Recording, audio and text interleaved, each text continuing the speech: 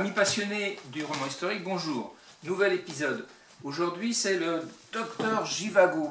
Docteur Jivago. Donc, c'est un roman très connu, lié dans les années 50. Et pas en Union soviétique, hein, mais en Occident. Et fortement aidé par la CIA. Hein, c'était une bonne guerre, froide en l'occurrence.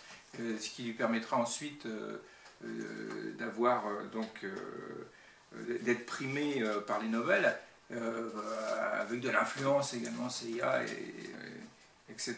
Donc c'est un roman emblématique de la guerre froide, et il est intéressant pour ça. Hein, voilà. Et donc on va l'évoquer un petit peu à la fin. Je vais lire quelques petits passages. C'est un très beau roman, c'est très bien écrit, hein, ceci dit. Hein, voilà. Mais donc c'est très emblématique de toute cette période Union soviétique. Donc pour illustrer le docteur Jivago, j'ai sélectionné quelques ouvrages. Donc au début je m'étais dit que j'allais commenter la Grande Terreur, hein, de Robert Contest, hein, qui était publié chez Robert Laffont, donc il y a déjà un petit moment. Hein. Vous voyez, voilà. Mais comme il est paru récemment sur une période plus récente, Russie, Révolution et guerre civile, 1917-1921, d'Anthony Beevor, hein, donc un écrivain britannique très talentueux. Hein, c'est publié en 2022. Je me suis dit c'est peut-être plus judicieux de commenter cette période, parce que le docteur Jivago, ça va de 1903 à 1942-44. Hein. Donc c'est une grande période où naît l'Union soviétique, et jusqu'à relativement assez tard, quoi, hein, voilà. Donc voilà, donc ça c'est publié chez Kalman Levy, hein, Russie, Révolution et guerre civile. Voilà. Donc on va plutôt commenter celui-ci. D'ailleurs, le gros du docteur Jivago, c'est plus cette période-là. Voilà. Et puis j'ai pris aussi, parce qu'il y a beaucoup d'autres ouvrages, hein, mais j'ai pris la revue d'histoire, hein, comme souvent, parce qu'il y a des articles assez synthétiques dedans, donc ça nous permettrait d'évoquer plus facilement, quoi. Donc ça c'est un numéro de juillet-août 2019, là c'est sur le monde du goulag, hein. Et voilà. Voilà, donc il y a des articles dedans, il y a beaucoup d'articles, c'est très bien fait, donc je vais simplement évoquer quelques petits passages. Voilà. Donc on va commencer par, pour comprendre les tenants, les aboutissants, ce livre, La Russie. Hein. Donc c'est aussi intéressant pour comprendre l'actualité aussi. Hein. Alors, on dit souvent comparaison n'est pas raison, mais ça donne quand même des éléments pour comprendre la Russie d'aujourd'hui, et notamment dans son conflit avec l'Ukraine. Voilà. Donc ça donne une certaine réflexion sur la chose. Donc j'ai sélectionné page 20, officier et chair à canon. Chair à canon, c'est évocateur pour vous, hein, si vous suivez un peu l'actualité en Ukraine. Page 20. Voilà, les officiers offrent aux étudiants fauchés d'Odessa des centaines de roubles en échange de photos dénudées. Veuillez me répondre si vous êtes prête à être de nouveau photographiée, cette fois avec davantage de détails, écrit ainsi l'un d'eux. Puis il précise à la jeune femme qu'elle pourrait gagner près de 1000 roubles si elle rendait visite au régiment. Tandis que les officiers s'ébattent, l'homme du rang n'a pas le droit de retrouver son épouse, même à l'arrière. Evdokaya Merkulova, la jeune épouse illettrée d'un cosaque de la 9e Sotnia indépendante des Cosaques du Don, ignore ce règlement. Après être passée voir son mari en décembre 1916, hein, c'est pendant la Première Guerre mondiale, hein, elle a le courage de déposer une plainte officielle contre le commandant de l'escadron en raison du traitement qui lui a été infligée. Le commandant de la Stotnia, Mikhal Rissokov, a appris ma présence, dit-elle dans son témoignage. Je ne sais pas pourquoi, mais le 5 décembre, il a ordonné à la Stotnia de se mettre en formation et m'a fait me coucher face contre terre devant la compagnie. 2 Cosaques ont relevé ma jupe et mes sous-vêtements et m'ont tenu les bras et les jambes. Alors le commandant a semé mon époux et de me fouetter 15 fois. Il a lui-même supervisé l'exécution de la sentence et a menacé mon mari s'il n'appliquait pas le supplice de toutes ses forces sur ma peau nue et non sur mes vêtements. Comme il avait peur de son chef, il m'a administré des coups très violents qui n'ont toujours pas cicatrisé. On m'a ensuite escorté sur l'autre rive du Don. Vulgaire chair à canon, le paysan soldat exècre la guerre, la boue, la vermine, le rata qu'on lui sert et le scorbut. Le docteur Krakow se désespère du régime alimentaire. Une nouvelle livraison vient d'arriver, cette fois depuis Orenburg, note-t-il dans son journal. Elle consiste en 1000 pounds. Alors, le pound, c'est dans l'ancienne mesure impériale valant 16,36 kg. 1000 pounds de jambon et de saucisses, tous pourris. C'est toute notre mère Russie qui est en train de pourrir. La mauvaise saison qui s'abat dès octobre 16 inquiète ce même médecin. Le docteur Tolchenov, que j'ai envoyé sur le front pour étudier les conditions sanitaires, m'a rendu un rapport effroyable sur la situation tragique de nos infortunés soldats dans la boue jusqu'à la taille, dépourvus d'abri pour se protéger du temps exécrable, sans vêtements chauds, sans nourriture chaude et sans thé. C'est le docteur Givago, hein, c'est un médecin Givago. 2 semaines plus tard, il ajoute « Nous avons reçu des renforts. Si on leur avait pressé le nez, ils en sortiraient du lait. » Le lendemain, ils sont montés à l'assaut, baïonnette au canon. J'ai assisté à une scène bouleversante. J'ai vu tant de ces gamins qui ne voulaient pas mourir et qui de désespoir criaient « Maman !» L'armée censure toutes les informations au sujet des mutineries qui surviennent dans certains régiments et sont réprimées sans pitié. Voilà, donc c'est assez évocateur de certaines pratiques de l'armée russe qu'on retrouve un peu aujourd'hui. Hein. Alors, page 62, Lénine, un personnage très important. 62. Moins de 2 ans plus tôt, dans la conférence de Zimmerwald, dans les Alpes suisses, Trotsky et quelques autres délégués plaisantaient. Un demi-siècle après la première internationale socialiste de Karl Marx, il s'avérait encore possible de faire monter tous les internationalistes européens dans 4 chars à bancs. Un mois avant la révolution de février, Lénine doutait toujours de voir un tel événement de son vivant. Il avait certes prévu un soulèvement provoqué par la haine de la guerre, et pourtant la situation le prend par surprise. D'ailleurs, l'idée même que Lénine, qui menait la vie d'un pauvre exilé dans une chambre sordide de la Spiegelstrasse à Zurich, devienne le maître absolu de la Russie, aurait semblé extravagante. Mais la révolution de février, qui n'a pas été planifiée par des révolutionnaires professionnels, change la donne. Lénine, avec son grand front dégarni, sa barbe professorale, ses yeux plissés et inquisiteurs, méprise par-dessus tous les militants amateurs. Il ne prend pas au sérieux ces idéalistes qui jugent timorés et sentimentaux. Il a une telle estime de soi qu'il ne peut croire qu'un autre que lui possède la vision et la détermination inflexible de détruire à jamais l'ancien régime.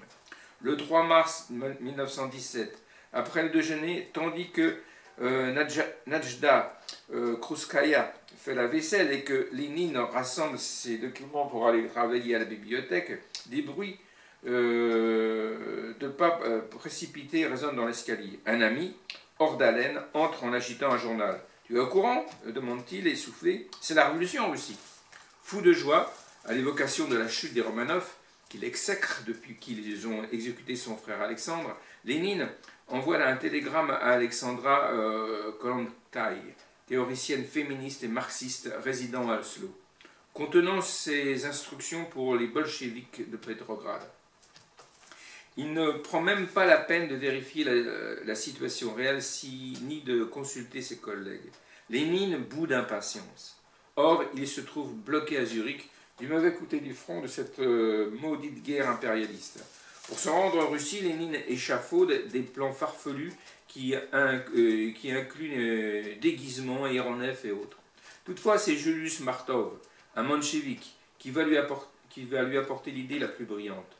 Il lui suggère en effet de se mettre en relation avec le représentant allemand à Berne, le baron Guibert von Bromberg. Le régime wilhelmien donnerait tout pour saper les défenses russes sur le front de l'Est, surtout avant l'entrée des Américains en guerre. Quant à Lénine, il n'éprouve aucun scrupule à accepter l'appui d'un ennemi de classe. Il se prépare également à recevoir des fonds secrets du gouvernement de Kaiser pour financer sa propagande. En ce qui le concerne, tout ce qui aidera la révolution permettant aux bolcheviks d'accéder au pouvoir lui paraît envisageable. Ainsi, afin de traverser l'Allemagne, soutenu par les impérialistes, même qu'ils cherchent à renverser Lénine, et 31 révolutionnaires prennent place dans un prétendu wagon plombé, escortés par 2 officiers prussiens. Le groupe comprend Krouskaya, la femme de Lénine, Inès Armand, sa maîtresse, ainsi que Karl Radek, décrit par Arthur Ransome comme un petit lutin révolutionnaire à lunettes et aux cheveux blonds, d'une intelligence et d'une vivacité d'esprit extraordinaire. Tandis qu'ils embarquent à bord du train suisse qui les emmènera jusqu'à la frontière allemande, Radek demande à Lénine ce qu'il ressent. « Dans 6 mois, répond-il, soit nous nous balancerons au bout d'une corde, soit nous aurons le pouvoir. » Lénine n'a pas l'air d'un futur chef dans ses vêtements fatigués et ses chaussures à semelles clouées. Et pourtant, une tournure d'esprit obsessionnelle et un tempérament dictatorial le poussent à prendre l'ascendant dans tous les domaines. On lui doit ainsi la création d'un tableau de service pour l'utilisation des 2 toilettes du train. Voilà. Donc, ensuite, page 68, Yasnoya Poliana. Page 60. Ah non, c'est pas ça. C'est pas ça du tout.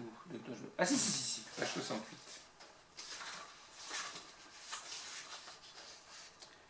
Page 68. Des opinions politiques libérales ne suffisent pas à protéger un propriétaire terrien de l'aristocratie.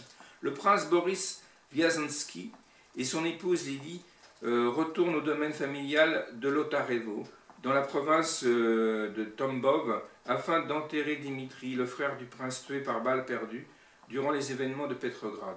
Les paysans haïssaient Dimitri, qui avait tenu un rôle dans le rétablissement de l'ordre dans la région au cours de la révolution de 1905. Quant aux opinions progressistes de Boris, à l'inverse, elles irritent leurs relations plus conservatrices. Un bolchevique nommé Moïsiev arrive dans le district et encourage le comité des paysans à réclamer une partie des terres de la famille. Boris répond qu'ils doivent attendre l'élection de l'Assemblée constituante et les futures lois de réforme agraire. Peu après, Moïsiev revient au château accompagné de plusieurs centaines d'insurgés et l'encercle. Boris Viazensky tente de les raisonner, mais il est appréhendé par Lily et enfermé dans l'école communale. Le lendemain, Boris, prisonnier, est escorté à la gare afin d'être mis dans le train pour Petrograd et jugé en espérant qu'il soit condamné à monter au front. Mais le bâtiment grouille de déserteurs. En apprenant sa présence, il le traque, le découvre et le frappe à mort à coups de barre de fer. On raconte qu'il a eu les yeux arrachés, mais il s'agit sans doute d'une mutilation post-mortem. Lily, quant à elle, aidée par une domestique, réussit à s'échapper. Déguisée en paysanne, elle se rend à la gare et trouve le corps de Boris dans un wagon vide. Elle parvient à l'emmener à Moscou pour l'inhumer. Comme ailleurs, leur domaine est démembré et la famille n'y retournera jamais. Le cadavre du frère haï, Dimitri Viazensky, est exhumé, ses os brisés et ses restes répandus au grand air. Quant à ceux qui donnent tout aux paysans, ils ne s'en sortent pas mieux. En l'absence de son père, la jeune princesse Batourine s'adresse aux paysans arrivés en force depuis le village d'Inozanka.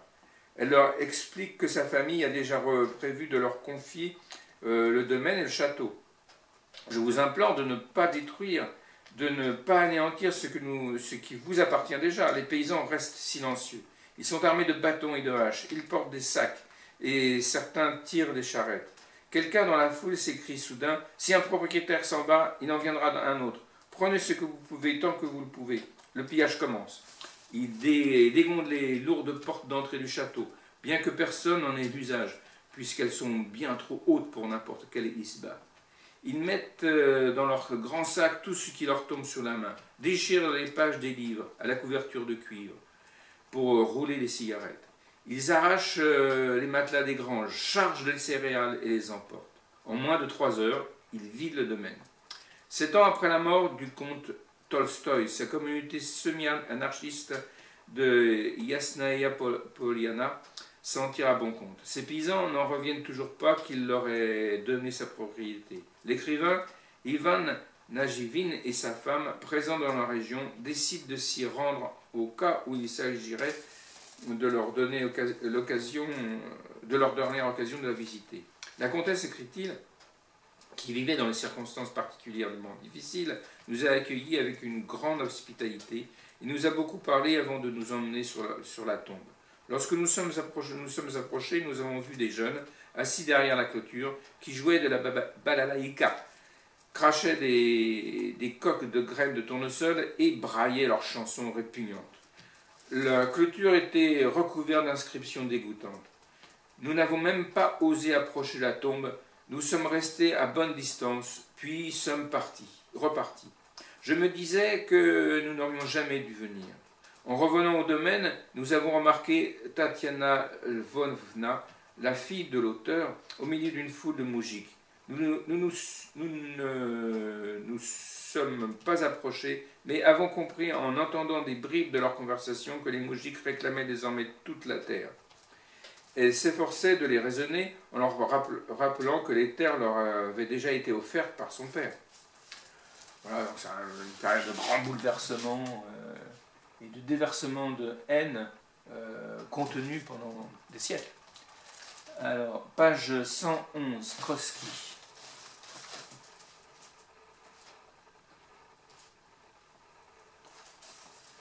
Le 4 septembre, 3 jours après l'arrestation de Kornilov, Léon Trotsky est libéré de prison sans caution.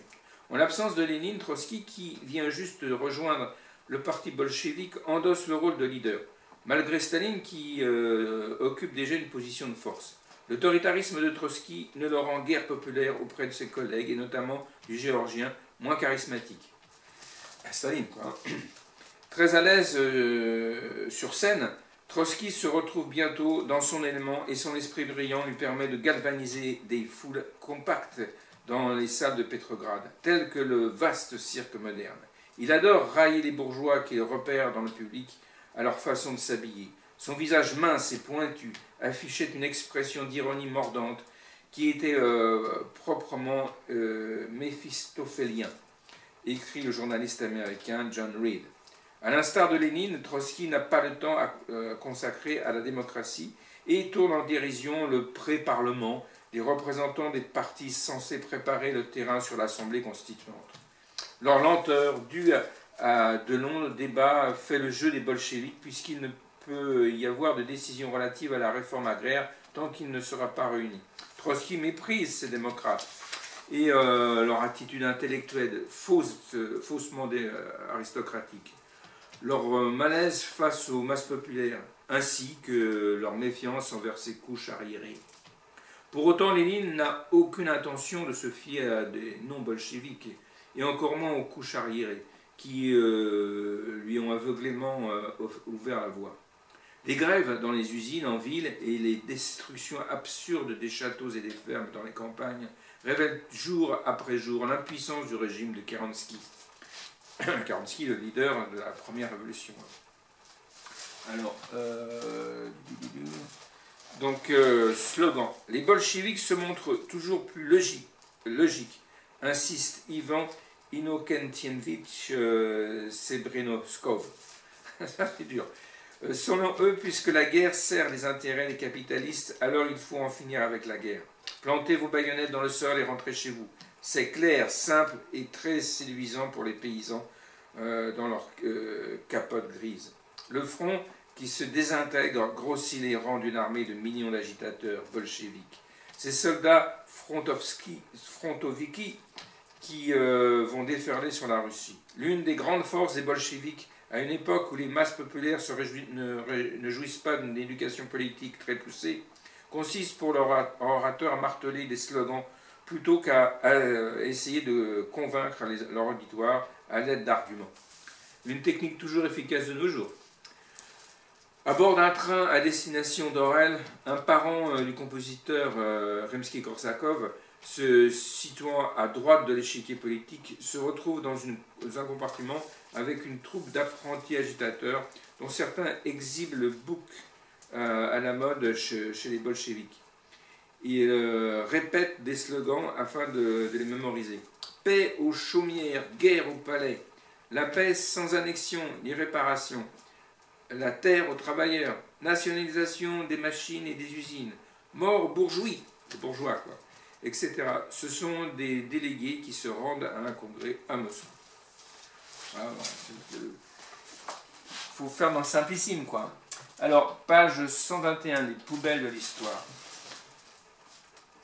Page 121.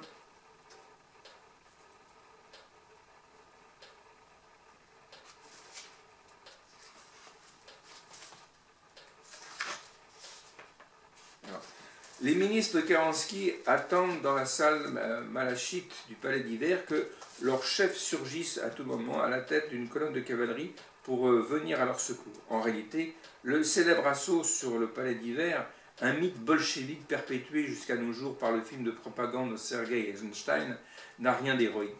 Les junkers, équipés de mitrailleuses et d'artillerie légère, défendent la cour du palais. Ils sont postés derrière de petites redoutes faites de rondins et de sacs de sable.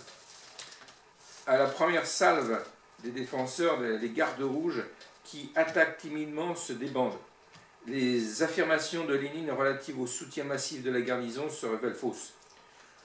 Plus tôt dans l'après-midi, un important détachement de matelots de la flotte de la Baltique, fort peut-être de 5000 hommes, débarque depuis Kronstadt dans un assortiment disparate d'embarcations pour se lancer à l'assaut du palais d'hiver. Ils renaclent aussi, eux aussi, devant le tir des junkers et du bâtiment des femmes. Comme les matelots de Kronstadt ne veulent pas attaquer à découvert dans la cour, le croiseur Aurora, amarré au quai en face du palais d'hiver, fait pivoter la tourelle de l'un de ses canons de 152.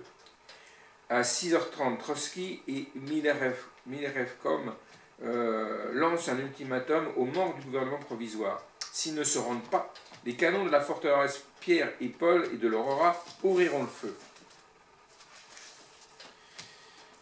Le seul espoir que les ministres réside dans l'arrivée de Kerensky à la tête de troupes loyales, en réalité.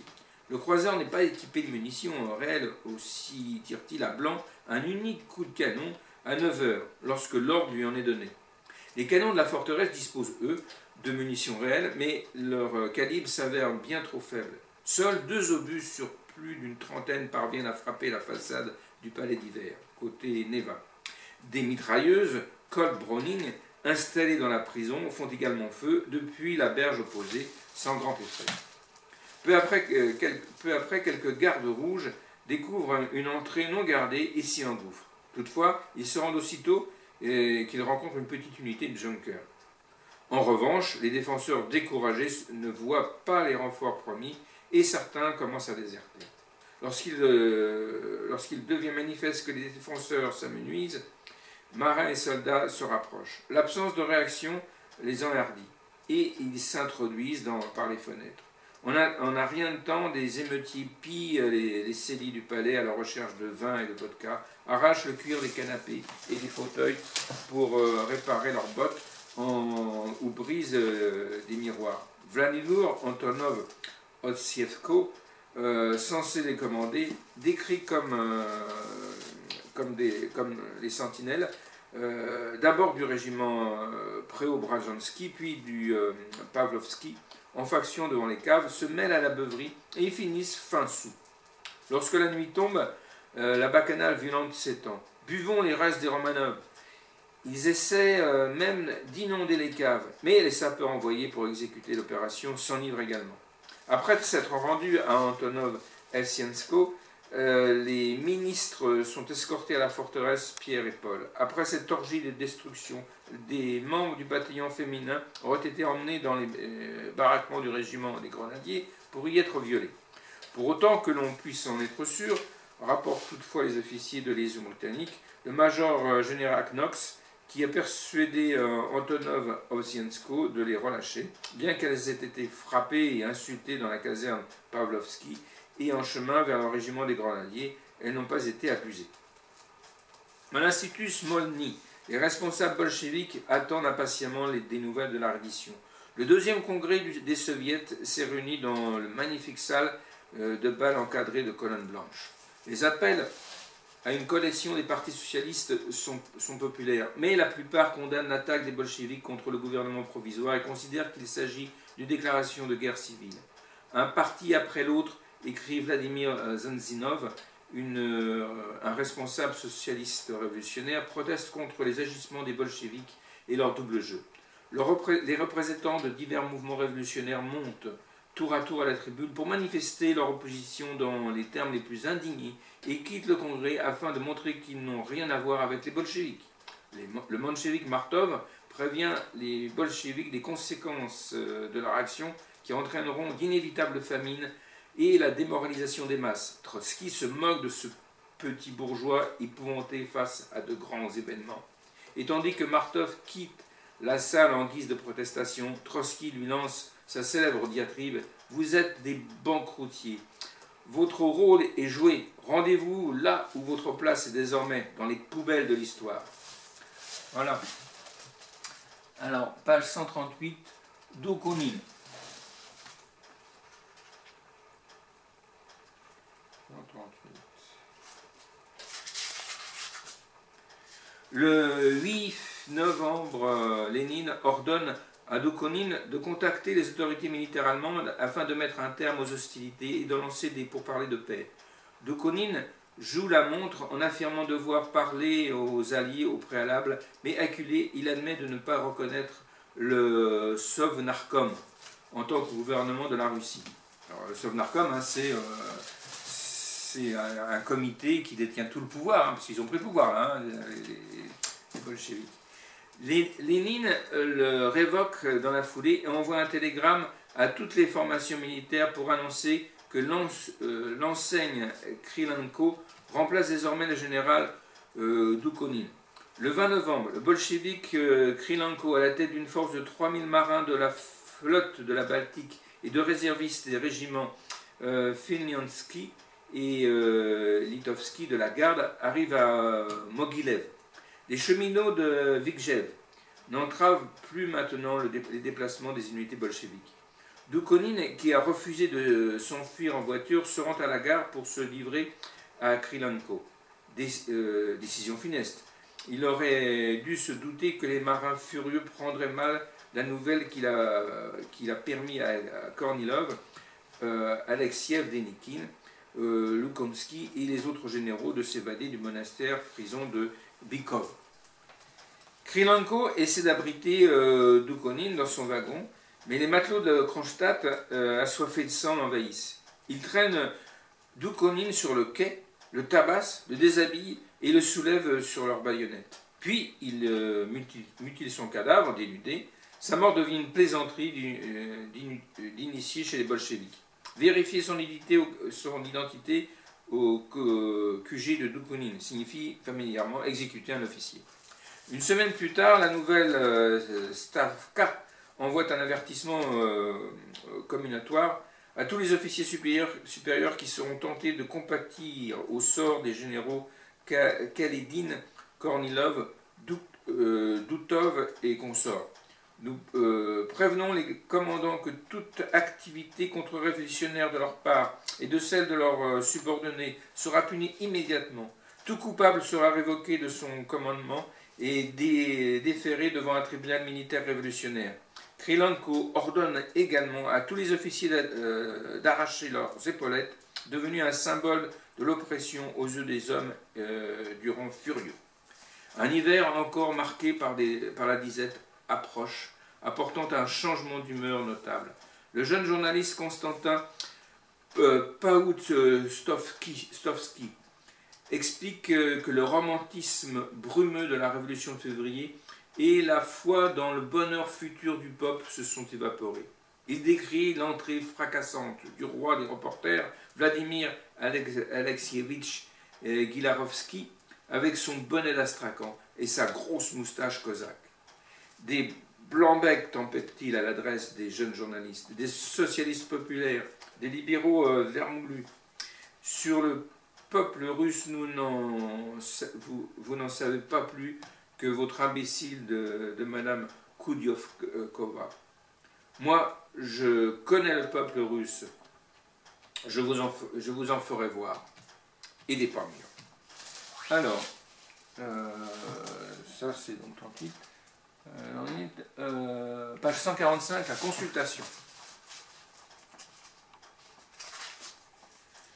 Cette consultation inédite ne manque ni d'irrégularité ni d'anomalie. Parce qu'il y aura des élections. Hein. Voilà, vous allez voir comment ça va se passer. Mais en fin de compte, elles sont assez nombreuses. Les résultats font néanmoins l'objet de contestations. Les bolcheviks, malgré l'augmentation rapide de leurs partisans, ne recueillent dépité que 10 millions de voix, soit un peu moins de 25% du total. Les socialistes révolutionnaires sortent vainqueurs avec 16 millions, soit 38%. Il s'agit toutefois d'un résultat en trompe-l'œil, puisque le scrutin ne tient pas compte de la division irréconciliable entre les socialistes révolutionnaires de gauche et de droite, qui forment en réalité deux partis distincts. Cette scission récente ne se reflète pas dans le vote. Or, à ce moment-là, la plupart des SR de gauche sont encore prêts à travailler avec les bolcheviks. Ce n'est donc pas un instantané précis des forces politiques en présence. En définitive, le scrutin révèle surtout de façon très nette que les bolcheviks ne jouissent pas du soutien dont ils se réclament, en particulier loin des villes du nord et de la Russie. Le parti cadet fait mieux qu'escompter, notamment à Petrograd et à Moscou, ce qui ne manque pas d'irriter Lénine. Ces sympathies ne viennent pas uniquement de la bourgeoisie, mais également des classes populaires effrayées par le désordre et l'augmentation des crimes et des délits. Bientôt, même parmi les gens du commun, regrettent le tsar et l'ordre, écrit Yelena Lakier à Odessa, 3 jours avant le début du scrutin. Chaque nuit, on entend des coups de feu. Habitué, on se contente de se retourner dans son lit avant de se rendormir. Je penche de plus en plus à droite. Peut-être vais-je même devenir monarchiste. En ce moment, je me définis comme cadet, alors que, naguère, j'étais SR. Notre femme de chambre et notre cuisinière ont voté elles aussi pour les cadets, persuadées qu'il s'agit du seul moyen de rétablir l'ordre. Le soutien aux bolcheviks et aux autres partis de la gauche modérée chute notamment du fait de cette popularité politique, mais également en raison de cette polarisation politique, mais également en raison du flou de leur message électoral. Personne ou presque ne sait clairement ce que veulent faire les différents partis socialistes, parmi ainsi Gorbatchev, l'ancien chef de l'Okhrana, des services secrets russes du temps du tsar. L'ignorance des masses russes est absolue. Alors, 45. Alors, l'arrangement bolchevique, page 46. Les bolcheviks ne perdent pas de temps à contester les résultats ou à exiger un autre scrutin. En revanche, ils réclament le droit de révoquer individuellement les délégués. Bientôt émergent des indices encore plus manifestes de leur intention de saboter la constituante. Le 20 novembre, le Sovnarkom annonce un report de son investiture. Puis le 23, les bolcheviks du comité militaire révolutionnaire arrêtent les 3 membres de la commission électorale durant un meeting au palais des Taurides. Ils sont emmenés au Smolny et le Sovnarkom désigne le bolchevique Moïsseï Ouritsky, futur chef de la Tchéka de Petrograd à leur place. Voilà, plus simple. Voilà. Ensuite, page 150, Dzerzhinsky. 150. Après l'arrestation par la Tchéka des politiciens d'opposition qui font campagne pour soutenir l'Assemblée constituante, Steinberg les relaxe. Le lendemain matin, le 19 décembre, Dzerzhinsky s'en prend à Steinberg lors d'une réunion du Sovnarkom au Smolny. Il affirme que ces agissements ont humilié et démoralisé la Tchéka. Steinberg est réprimandé pour avoir désobéi à une décision du Sovnarkom, car seul le Sovnarkom a le pouvoir d'annuler un ordre de la Tchéka. Steinberg continue néanmoins à se battre courageusement. Il exige ainsi la nomination du SR de gauche à la Tchéka, Dzerzhinsky refuse, mais le Sovnarkom admet finalement que 4 membres du parti l'intègrent, dont Petr Vyacheslav Alexandrovitch, en tant qu'adjoint de Dzerzhinsky. Dzerzhinsky, curieusement, finira par l'apprécier. Mais l'année suivante, lorsque les SR de gauche se soulèveront contre les bolcheviks, Dzerzhinsky prendra la responsabilité de l'abattre lui-même, comme un chien fidèle devenu subitement enragé. Et oui, mais oh. Alors, page 59, Assemblée contre-révolutionnaire. 159.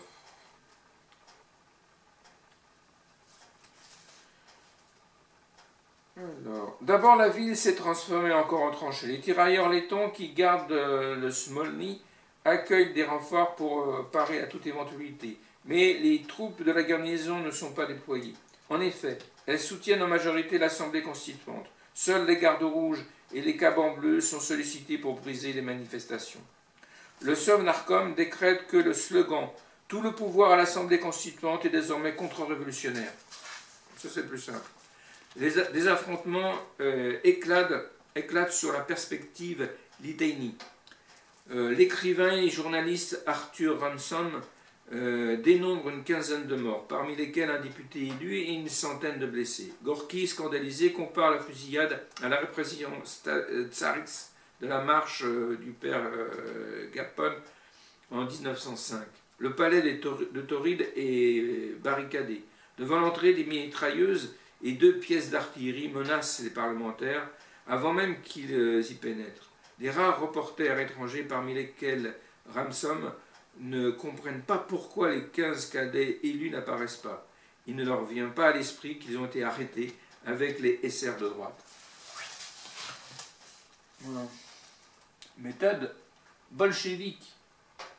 Page 62, le droit de tuer. Le mois suivant, Lénine autorise la Tchéka à pratiquer la torture et les exécutions arbitraires sans procès ni contrôle judiciaire. Avec une montagne de dossiers qui s'accumulent, il devient vite pour les tchékistes plus facile de condamner à mort les prisonniers que d'enquêter. Les longues journées de travail ne dissuadent cependant pas les candidats, attirés par le pouvoir illimité que donne l'autorisation de torturer et de tuer. En moins de 2 ans, Dzerzhinsky aura sous ses ordres près de 20 000 femmes et hommes. Voilà, quelque chose d'efficace. Alors, page 169, Kiev, comme disent les Ukrainiens. Alors, 69.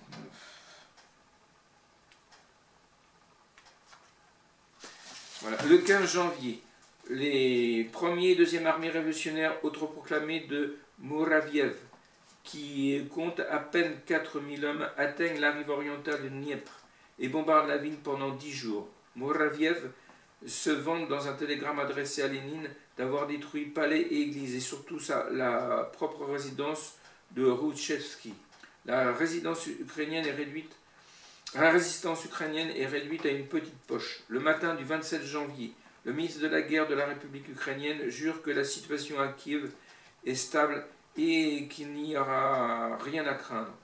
Au moment même où la rada centrale de Rouchevski s'enfuit vers l'ouest à Jitomir. Les officiers russes présents à Kiev refusent de prendre part au combat. S'ils exècrent les rouges, ils ne veulent pas lutter sous les couleurs bleues et jaunes de l'Ukraine. Eh oui. Notamment parce que la Rada dépend des positions pro-allemandes. Cette neutralité ne les sauve pas. Les gardes rouges de Muraviev arrache les infortunés officiers de leur hôtel et de leur appartement, écrit un témoin et les envoie à l'état-major de Konin. Je vous rappelle que ça veut dire qu'ils les exécutent, comme ils appellent cyniquement le parc Mariinsky, leur lieu d'exécution préféré. Quand ils ne tuent pas les gardes rouges de Muraviev, encouragés par le slogan de Lénine « Vole ce qui a été volé », s'embarquent dans une vague de pillage qui se termine souvent par des viols et des meurtres. Avec tant de réfugiés si distingués en provenance de Petrograd et de Moscou, le butin est conséquent. Le géographe décrit les deux hommes qui mettent son appartement à sac, un jeune sérieux et un très bien élevé, manifestement sous la coupe d'un garde rouge plus âgé, venant des usines Potilov de Petrograd, qui se vantent des nombreuses exécutions. Il portait des ceintures à munitions en bandoulière. Il était plein de haine et de ressentiment. Il vomissait des menaces et son haleine empestait l'alcool. « Oh, mais je vais tous les retourner. Je les connais, ces officiers contre-révolutionnaires, dit-il en braquant son revolver contre une victime imaginaire. Les exécutions à grande échelle sont conduites de la manière la plus brutale, explique un membre reconnu de la Société russe de géographie. Les malheureux dénudés, avant leur supplice, sont tués d'une balle à l'arrière du crâne ou à coups de baïonnette, sans parler des tortures préalables. La plupart des meurtres se déroulent dans le parc devant le palais, où se trouve le quartier général de Muraviev, ainsi que dans le parc Mariinsky à l'arrière. Quelle vision d'épouvante! Les cadavres nus éparpillés dans les allées et le parc, des chiens qui rôdent. Partout du sang sur la neige. La plupart ont le billet bleu fourré dans la bouche. Les malheureux, avant de mourir, avaient croisé les doigts en guise de signe de croix. Selon la Croix-Rouge ukrainienne, sur les 5000 victimes des hommes de Muraviev, 2 tiers sont des officiers. Le général Eden, qui est parvenu à échapper au massacre, note que l'amphithéâtre d'anatomie de l'université est rempli de cadavres, des officiers assassinés, empilés comme des rondins. Des familles trouvent leurs proches et, en secret, emmènent leurs corps au cimetière. Parmi ceux que je connaissais personnellement, j'ai reconnu le général Viktor Ivanovitch et son fils, le général Gouslevski, pour lequel ses filles avaient obtenu la grâce du commandant Muraviev, mais il était déjà trop tard. Le jeune colonel Domontovitch et Ridavski, vieux général à la retraite de 80 ans, traîné hors de son appartement pour être abattu dans la rue. Voilà. Méthode bolchevique.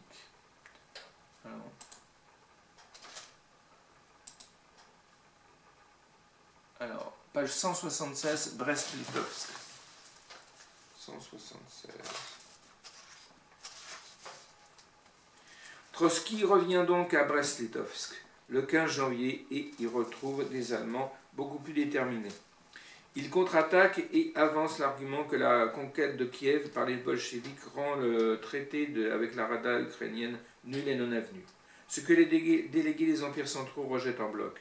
Les gardes rouges et les marins de Muraviev ne font pas le poids devant leur armée. Karl Radek, qui affirme malicieusement que les Polonais incorporés dans les armées allemandes et autrichiennes devraient avoir le droit de se soulever pour l'indépendance de leur pays, énerve de plus en plus le général Hoffmann. Il n'aime guère non plus que le bolchevique se penche sans cesse au-dessus de la table et souffle des nuages de fumée dans sa direction. Les jeux perpétuels de Radek se révèlent encore plus vains que le refus de Trotsky de reconnaître les pourparlers avec la Rada, nul et non avenu. Pour l'Allemagne et l'Autriche-Hongrie, les millions de tonnes de denrées alimentaires ukrainiennes constituent un objectif des plus substantiels. Au même moment, Trotsky ignore que les bolcheviks, à l'optimiste BA, se sont mis à diffuser à destination de l'Allemagne depuis la station de radio de Tsarskoye Selo. Celle allemande de Königsberg intercepte des messages incitant les troupes allemandes à se mutiner, à assassiner l'empereur Guillaume, les généraux du haut commandement et leurs propres officiers, et enfin à conclure une paix séparée avec les bolcheviks. Le Kaiser, indigné, ne veut plus entendre des arguments modérés de Kuhlmann après qu'on lui ait dit que dans que sans les régiments de tirailleurs lettons, le régime de Lénine s'effondrerait, et se range dans le camp des Faucons, Hindenburg et Ludendorff. Donc, l'acceptation officielle des conditions allemandes par le Sovnarkom parvient à Berlin le 21 février.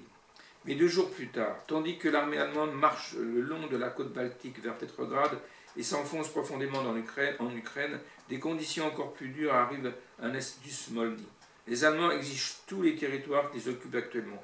Maigre consolation pour Lénine, qui avait eu raison dès le départ en fondant l'idée d'avaliser tout de suite les clauses originales. Il peine maintenant pour demander à la Grande-Bretagne et à la France leur appui militaire. Or, comme le Sovnarkom dénonce tous les traités et annule unilatéralement les dettes contractées à l'étranger, cette requête tombe plutôt mal. Boukharine et ses partisans condamnent Lénine et démissionnent, tandis que les socialistes révolutionnaires le traitent de Judas. Lénine invoque alors la loi martiale, appelle les bataillons de travail à creuser des tranchées et donne l'ordre de préparer l'évacuation de Petrograd, ce qui déclenche une panique et des pillages de dernière minute. Le 3 mars, le traité de Brest-Litovsk est enfin signé. En Russie, on le perçoit comme une humiliation. Mais ce brillant exemple de réel politique mis en œuvre par Lénine préserve le pouvoir des bolcheviks. Quant à l'Allemagne, c'est à la fois sa plus grande victoire et la plus facile.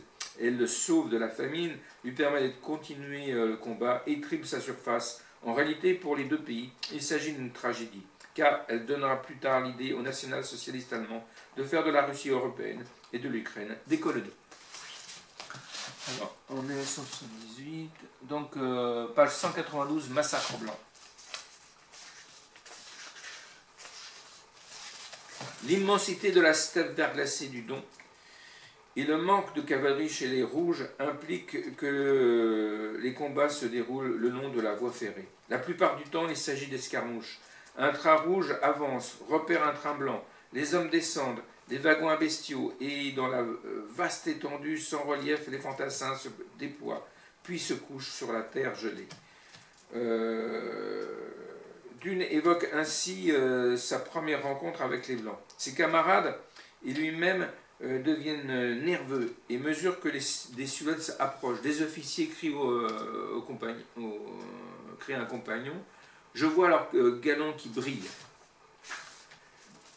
Dune a déjà deviné qu'il s'agit d'officiers, car il avance avec confiance sans faire feu, et se jette à la terre quand les gardes rouges se mettent à tirer, dans tous les sens, au fusil, car les mitrailleuses se sont enrayées après quelques rafales. C'est la première fois que je vois l'ennemi de si près, note Dune.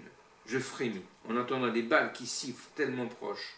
C'est alors que le train blanc lâche 3 coups de sifflet et commence à reculer. Terrifiés à l'idée d'être abandonnés en race campagne, les Blancs courent dans les wagons, malgré les imprécations furieuses de leur commandant. Bien entendu, nous ressentons de la haine de classe, écrit Dune, mais il ne s'agit pas du même sentiment que cette rage individuelle qui transforme un être humain en un sauvage, en un boucher. Comparé à l'ennemi, nous possédons un grand avantage. Nous croyons en la justice universelle par opposition au privilège de classe. Dune dit certainement la vérité en ce qui le concerne. Il n'en reste pas moins que les exactions sont loin d'être unilatérales. Le 15 janvier, les ouvriers de Taganrog se révoltent derrière les lignes de l'armée des volontaires. Des combats violents éclatent. Les travailleurs à peine équipés s'avèrent beaucoup plus nombreux que les volontaires, mais les cadets de Junker, exaltés, capturent une douzaine de rouges. On raconte qu'ils leur ont coupé le nez et arraché les yeux avant de les enterrer vivants avec des cadavres de chiens. Les gardes rouges et les marins de Sivers qui reprennent Taganrog le 20 janvier exercent des représailles. Les officiers et les cadets se rendent et obtiennent un sauf-conduit pour sortir de la ville. Mais les malades et les blessés sont traînés hors de l'hôpital et tués dans la rue, la plupart à coups de sabre, soit pour économiser les munitions, soit pour étancher la colère des soldats rouges. Apparemment, une cinquantaine d'officiers auraient été ligotés et jetés dans le haut fourneau de l'usine métallurgique de Baltique. Donc c'est la haine totale, c'est une guerre civile d'épouvante, on peut dire. Alors, page 194, page 254, fin des Romanov. 4.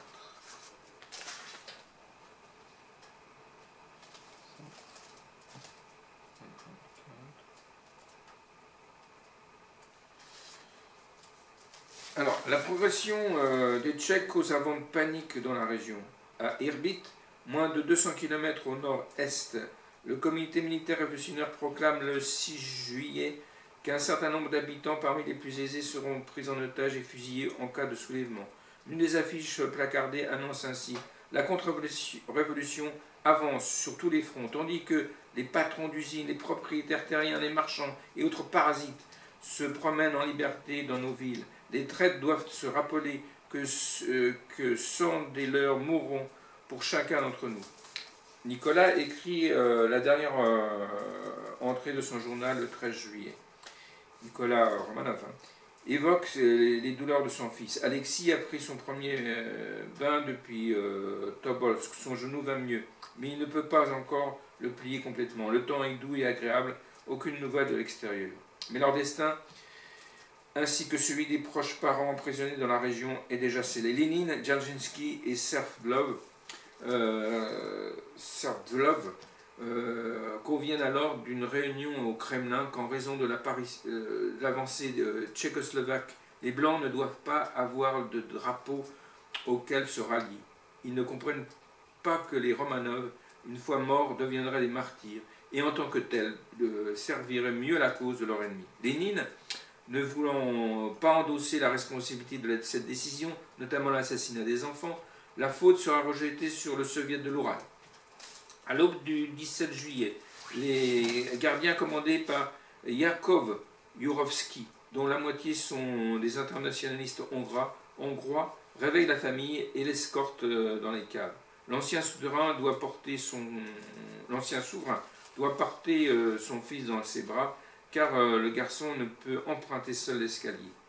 Jurovski lit la condamnation à mort et la fusillade commence. Alexis, le tsarevitch, gît dans un mar de sang, mais il est toujours en vie. Jurovski lève son colt et lui tire une balle dans la tête.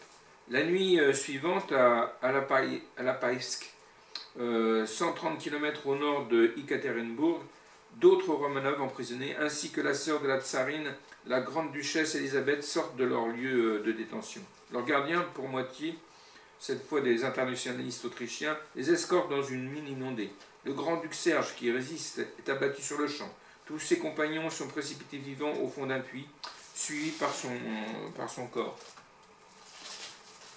Quelques instants plus tard, les bourreaux entendent du bruit puis des chants religieux. Ils jettent alors des grenades dans le puits. Une fois de plus, les bolcheviks font circuler la rumeur ridicule que les Romanov auraient été enlevés par des blancs gardistes. L'assassinat de la famille impériale, de sa suite et de ses proches représente une déclaration de guerre totale dans laquelle la valeur sacrée de la vie humaine ainsi que les notions de culpabilité ou d'innocence ne comptent plus. Alors, donc c'était page 164, page 160, répression après la tentative d'assassinat de Lénine. 160. Même Oryski, ministre membre de la police secrète, devient un martyr. Oryski est enterré en grande pompe, note un témoin pendant des heures. Le corps est promené dans les rues sous un baldaquin somptueux. Les bolcheviks vêtus d'uniformes divers forment une procession. Les mots d'ordre ne se font plus combinatoires. Pour chacun de nos chefs, des milliers de vos têtes. Une balle en pleine poitrine pour chacun des ennemis de la classe ouvrière.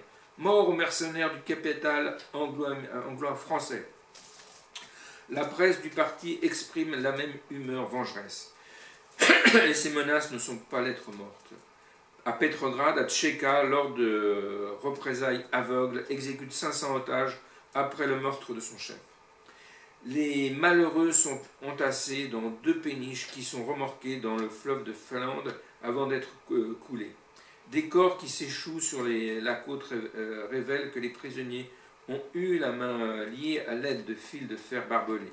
Selon certaines sources, les mesures de rétorsion font 1300 victimes en comptant les exécutions conduites à Kronstadt et à la forteresse Pierre et Paul. La Tchéka arrête en outre 6229 nouveaux otages. La Tchéka de province se vante de mener leur propre riposte à Yaroslav, Soumy, Piatigorsk, Plovsk, à Smolensk. Elles n'abattent pas uniquement les socialistes révolutionnaires, mais tout anti-bolchevique présumé. À Nijni-Novgorod, les tchéquistes locaux déclarent 46 fusillés et 700 otages raflés. La Tchéka, qui la nuit venue inspire la terreur, se complaît dans cette réputation. Dzerzhinsky ne travaille que de nuit, écrit l'historien juif Grigory Aronson. Peters également. Les enquêteurs ordinaires imitent leur chef. Les bureaux aussi.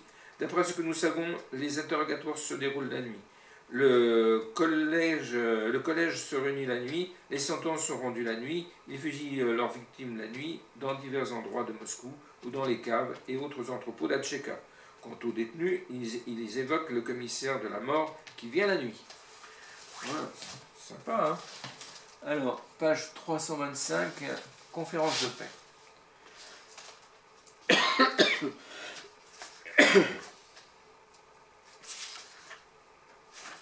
Voilà. Au Kremlin, l'année 1919 s'ouvre sur une scène étrange. Le chef de la Tchéka, Félix Dzerzhinsky, un homme qui d'habitude se maîtrise en toutes circonstances, est complètement ivre. Il implore Lénine et Kamenev de le tuer. « J'ai fait couler tant de sang, leur explique-t-il, je ne mérite plus de vivre. » Et pourtant, le génocide de classe théorisé par Lénine et la Tchéka a à peine commencé. Les communistes ont déjà gagné la guerre civile interne dans les zones qu'ils contrôlent, comme l'affirme Lénine, mais après l'armistice signé par l'Allemagne, Moscou craint désormais les forces réactionnaires de l'entente. Toutefois, le Conseil suprême de guerre à Versailles manque totalement de cohésion sur le sujet. Il envisage, pour mettre un terme aux hostilités, une conférence de paix sur l'île de Prinkipo, dans la mer de Marmara, à moins de 20 km de Constantinople. Mais ces membres n'ont pas les mêmes motivations. Woodrow Wilson, qui envoie les invitations au Sovnarkom et aux divers gouvernements anti-bolcheviques, espère sincèrement de faire cesser le conflit. C'est un Américain, le président. D'autres se disent que, quel qu'en soit le résultat, ils pourront ensuite se laver les mains de l'embroglio russe. Quant à Georges Clemenceau, président du Conseil français et farouche anti-bolchevique, il ne pense qu'à mettre fin à leur pouvoir. Il estime même que le gouvernement soviétique n'a pas sa place lors de cette conférence, puisqu'en signant le traité de Brest-Litovsk, il a trahi l'entente. Winston Churchill, secrétaire d'État à la guerre britannique, espère de son côté que Lénine rejettera la proposition, ce qui légitimerait ses plans de soutien aux armées blanches. Les Russes blancs, qui considèrent les bolcheviks comme des criminels et des usurpateurs, se dressent à la fois consternés et furieux contre le projet d'une conférence de paix. L'ancien ministre des Affaires étrangères du Tsar, Sazonov, demande à un diplomate britannique comment les Alliés peuvent imaginer de le voir s'asseoir à la même table que ceux qui ont assassiné sa famille. Quant à Boris Savinkov, il fait tout ce qui est en son pouvoir pour saboter la proposition de Prinkipo. Il soupçonne les Alliés de s'intéresser davantage aux ressources naturelles de la Russie qu'à son peuple. Leur plan pue le pétrole, confie-t-il plus tard. Un plan de guerre. Trois mots font bondir Lloyd George, Premier ministre anglais. Du Premier ministre, très préoccupé par votre télégramme sur un plan de guerre contre les bolcheviks, le cabinet n'a jamais autorisé de telles propositions. Si la Russie est réellement anti-bolchevique, alors la fourniture d'équipements lui permettra de se racheter. Si la Russie est bolchevique, non seulement il ne nous appartient pas de nous immiscer dans ses affaires intérieures, mais ce plan s'avère potentiellement explosif. Il renforcera et consoliderait l'opinion bolchevique. Une guerre d'agression coûteuse contre la Russie reste la meilleure méthode pour conforter le bolchevisme en Russie et le créer ici. En la matière, les Français ne sont pas de bons conseils. Leur seul avis est considérablement biaisé par le grand nombre de petits investisseurs qui ont mis de leur argent dans les emprunts russes et ne voient désormais aucun moyen de le récupérer. Rien ne leur ferait plus plaisir que de nous voir tirer les marrons du feu à leur profit. Lloyd George, comme Woodrow Wilson, pense que l'ancien régime tsariste a connu la fin qu'il méritait. Le magicien gallois, Lloyd George, va jusqu'à prétendre au sujet de Churchill que le sang ducal qui coule dans ses veines se révolte contre l'élimination systématique des grands-ducs en Russie. Mais Churchill n'a pas tort lorsqu'il affirme Il n'y a pas de volonté de victoire derrière ces différentes approches. Chaque fois, nous ne parvenons pas à faire ce qui serait nécessaire pour obtenir un succès réel. Les puissances alliées à Paris n'ont pas décidé si elles voulaient faire la guerre avec les bolcheviks ou faire la paix avec eux. Elles restent dans un entre-deux avec une égale aversion pour chacune des opinions. Alors, 300... après c'est 335, Tsaritsyne. Tsaritsyne deviendra Stalingrad. Donc, 335. Staline, justement, ne cesse d'exiger des renforts pour Tsaritsyne, le principal objectif des Cosaques du Don, afin que la Volga reste ouverte jusqu'au bastion bolchevique d'Astrakhan, où mouille la flotte rouge. Le 10 mars, toutefois, les ouvriers manifestent à Astrakhan, soutenus par des soldats du 45e régiment d'infanterie. Bien que les défilés soient pacifiques, les autorités communistes locales ordonnent qu'ils soient matés dans le sang. Le premier détachement indépendant chinois de la Tchéka, sous les ordres de Pukisan, ouvre le feu au fusil puis à la mitrailleuse, et enfin lance des grenades dans la foule. Des dizaines de travailleurs sont tués, mais ce n'est que le commencement. Les Chinois les pourchassent toute la journée. Le comité révolutionnaire, présidé par Sergueï Kirov, demande des instructions à Moscou par câble. Le 12 mars, Trotsky, sans doute exaspéré par les grèves qui ont éclaté en même temps un peu partout à Toula, Briansk ou Petrograd, réplique « Réprimez sans merci ». D'abord, les prisonniers sont fusillés, mais à mesure que les réserves de munitions fondent, les Chinois se mettent à les noyer. Les témoins relatent que les détenus pieds et poings liés, une pierre attachée autour du cou, sont jetés par-dessus bord dans la Volga. Un ouvrier parvient à se cacher et survit. Il raconte plus tard que 180 personnes ont été tuées ainsi en une nuit sur le vapeur Gogol. En ville, les tchéquistes fusillent tellement qu'ils réussissent à peine à transporter les cadavres la nuit au cimetière, où ils s'entassent dans une fosse commune prétendue réservée aux victimes du typhus. On estime entre 2000 et 4000 le nombre de victimes. Toujours, au cours du mois de mars, les manifestations aux usines Poutilov et de Petrograd, autres bastions bolcheviques, déclenchent une réaction violente de la Tchéka sur les ordres de Lénine, avec 900 arrestations et 200 exécutions. Et voilà. Alors, page 411, encore Kiev. Ils aiment bien prendre Kiev, les Ruskov, hein. 411, ça marche pas à tous les coups. Sa progression en Ukraine, alors, le 31 août, les forces ukrainiennes de Simon Petliura, cachées dans des villages à l'ouest, s'infiltrent à Kiev entre le repli rouge et l'invasion blanche. Les Ukrainiens remontent la rue principale et hissent leur drapeau bleu et jaune sur la Douma principale. À part ça, l'Ukraine n'a jamais existé, hein, d'après M. Poutine. En ville, la rumeur prétend que Denikin laisserait Kiev à Petliura alors que les Blancs continuent de marcher vers Moscou. Un détachement de cavalerie des volontaires, suivi par un régiment de Cosaques du Don, pénètre dans la capitale et découvre étonnés les hommes de Petliura. Les Cosaques chargent, sabre clair, en poussant des hurlements sauvages. Les Ukrainiens battent en retraite précipitamment et abandonnent Kiev.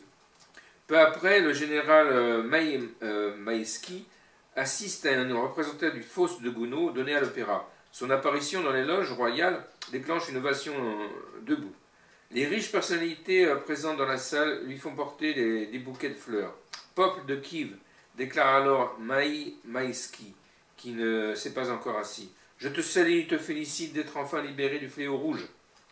Les chanteurs s'inclinent devant lui, comme ils avaient l'habitude de le faire avec Nicolas II. Mais lorsque le concert commence, Maïski n'y prête guère attention. Il préfère discuter avec le général Efimov de l'assassinat en 1911 du Premier ministre Piotr Stolypine dans le même théâtre, non loin de l'horloge. Le général évoque ensuite les atrocités commises par la Tchéka à Kiev. Veuillez transmettre des informations à Losvag. OSVAG, c'est le service de propagande des forces armées du sud de la Russie.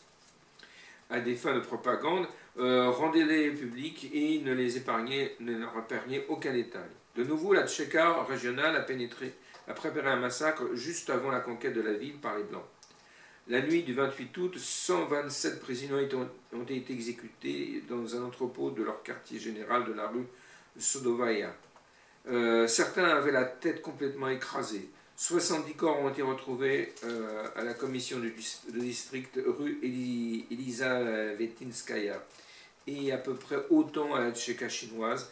51 employés des chemins de fer furent massacrés par la Tchéka des chemins de fer.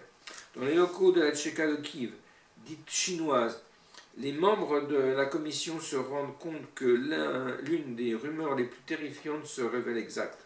Les bourreaux appliquaient solidement l'extrémité d'un tuyau de fer au ventre de leur victime, puis introduisaient un rat avant de chauffer l'autre bout du cylindre, forçant le rat à ronger le corps du prisonnier pour s'échapper. Seule une poignée de détenus ont survécu. C'étaient de vrais moribonds qui remuaient à peine et vous regardaient sans comprendre d'un œil atone. Les jours suivants, la commission Rodberg découvre d'autres charniers. Charmant, tout ça. Alors, page 466, Slatchev. 166. Le repris de la force de Slatchev en Crimée à la fin du mois de décembre et sa défense de l'isthme de Perekop sauve la péninsule pour les Blancs. À l'instar de son mentor Shkouro, Slatchev, pire impénitent, s'avère également un antisémite virulent. Mais contrairement à Shkouro, il ressemble à un chérubin pervers qui aurait grandi trop vite. Il aurait inspiré le personnage principal de La Fuite de Mikhail Bulgakov, que l'on peut considérer à bien des égards comme une suite de la Garde Blanche. Le célèbre chanteur Alexandre Vertinsky a laissé une description mémorable de Slatchev après avoir été convoqué un soir par les aides de camp du jeune général. Une dizaine de personnes, peut-être une douzaine, sont assises autour d'une table dans le vaste wagon Pullman baigné d'une lumière vive. Il y a des assiettes sales, des bouteilles et des fleurs. Tout est déjà froissé, taché de vin, éparpillé ça et là. Slatchev, grand et svelte, se lève bruyamment. Une énorme main se tend vers moi. Vertinsky est à la fois fasciné et repoussé par son visage. Un long masque funéraire blanc, à peine coloré par une bouche aux lèvres pleines et rouges. D'yeux gris-vert troubles et de chicots d'un noir verdâtre. Il a le visage poudré. La sueur dégouline de son front en petits ruisseaux laiteux. Merci de vous être déplacé, le salue Slatchev. Je suis l'un de vos plus fervents admirateurs.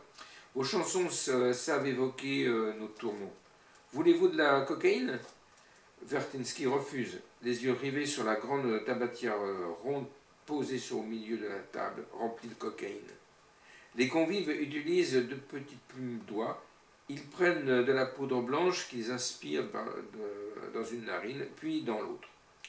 Slatchev insiste pour le présenter à Lida, sa maîtresse, qui partage son existence de guerrier, participe à toutes les batailles et lui sauve 2 fois la vie. Elle est mince et droite, possède des yeux gris dans lesquels on lit sa folie, et fume des cigarettes à la chaîne.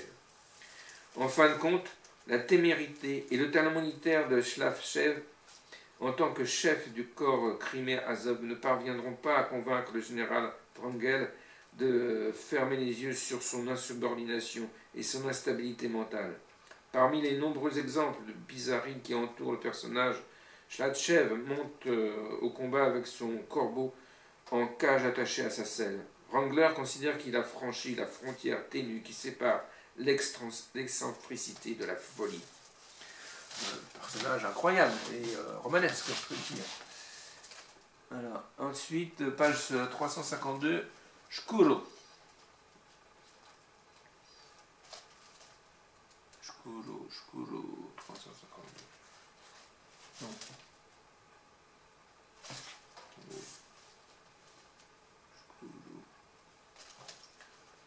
Alors, ça c'est Sladchev.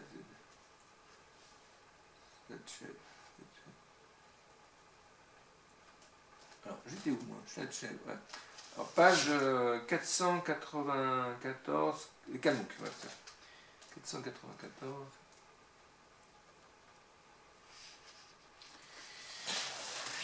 Yekaterinodar doit être abandonné en raison de l'avance des Rouges par le nord-est.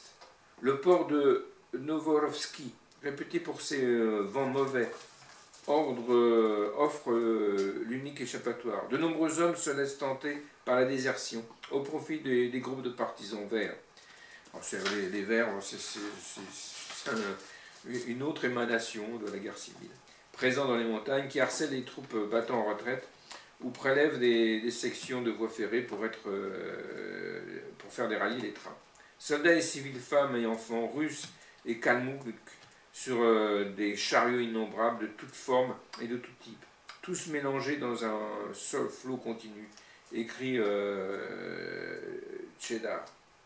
Un énorme embouteillage bloque l'accès au pont qui enjambe le fleuve Kuban. Cris et jurons résonnent dans l'air électrique. Il enrage lorsque son second craque, car soudain, le jeune lieutenant craint d'être abandonné et s'en cramponne à sa capote. Honte à toi, Ivan Petrovitch. Quelle sorte de cosaque es-tu donc? Tu vas continuer longtemps à t'agripper à mon par-dessus comme un enfant s'accroche à sa nourrice. Tu as vraiment peur que je t'abandonne? Le garçon finit par admettre qu'il ne se maîtrise plus. Les scènes de panique qui se déroulent sur le pont ferroviaire et routier traumatisent un certain nombre de témoins. Des réfugiés dont une infirmière sont écrasés par les roues d'un train. Les corps tombent dans le fleuve en contrebas. Un kalmouk de désespoir poignarde sa femme et ses enfants avant de se suicider.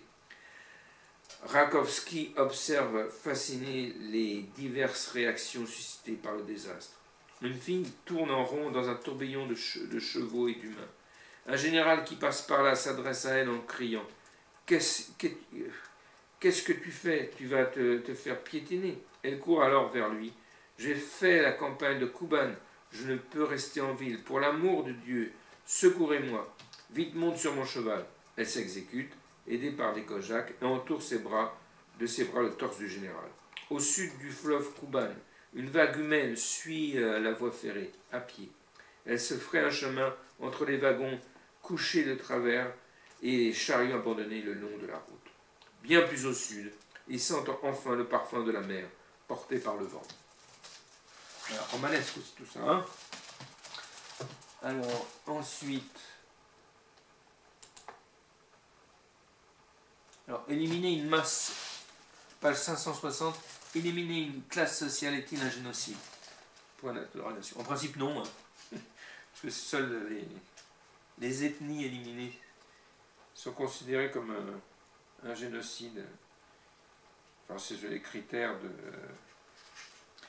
des Nations Unies, hein. Maintenant que ça se discute. Alors, Lénine enjoint à Dzerzhinsky de ne pas garder les prisonniers blancs survivants de Crimée dans le sud de la Russie ou dans le Caucase comme il l'avait d'abord proposé. Il lui explique qu'il serait plus pratique de les conserver quelque part dans le nord, c'est-à-dire dans les camps de concentration répartis sur la rive de la mer Blanche. Rares sont ceux qui en reviendront vivants. Toutefois, une mort rapide épargnera cette lente agonie à la plupart des captifs. Car l'homme responsable de la terreur rouge en Crimée, sans doute la plus violente de tous les territoires soviétiques, n'est pas Dzerzhinsky, mais le communiste hongrois Béla Kun, assisté par Rosalia Zalkin, une commissaire politique plus connue sous le nom de Zemlievska. Béla Kun semble sous-entendre qu'il agit sur ordre. Le camarade Trotsky a dit qu'il ne viendrait pas en Crimée tant qu'il resterait un seul contre-révolutionnaire. La Crimée, c'est la bouteille d'où ne sortira pas un seul contre-révolutionnaire. Les prisonniers sont censés passer en crible des tchéquistes du département spécial, service présent dans chaque formation de l'armée rouge. par voie d'affiche, on exige des officiers qu'ils s'enregistrent et en raison de la promesse formulée par Franz, un certain nombre d'entre eux se plient à cet ordre. Ils sont immédiatement arrêtés. À Simferopol, la mère d'un jeune captif lui apporte à sa demande des chaussettes chaudes. Lors d'une visite ultérieure, on lui apprend que son fils a été transféré, mais elle comprend qu'en réalité les détenus ont été fusillés. Les proches des autres victimes lui disent où se trouve probablement le site de l'exécution. Ils s'y rendent ensemble et elle remarque alors l'une des chaussettes qui cache un message lui étant destiné. Son fils lui a écrit qu'ils allaient tous être abattus. Depuis ce jour, la famille de cet officier a conservé ce témoignage. Les tueries commencent dès la première nuit. Le nombre des victimes varie de 15 000 à plus de 100 000 selon les sources. En compilant les chiffres de chaque lieu d'exécution, on se rapproche clairement de l'estimation haute. Voilà. Ensuite, pour conclure, page 561. En 1918, les responsables communistes avaient justifié la terreur en tant qu'arme nécessaire pour gagner la guerre civile. Toutefois, ces manifestations les plus effroyables surviendront une fois la victoire absolument assurée.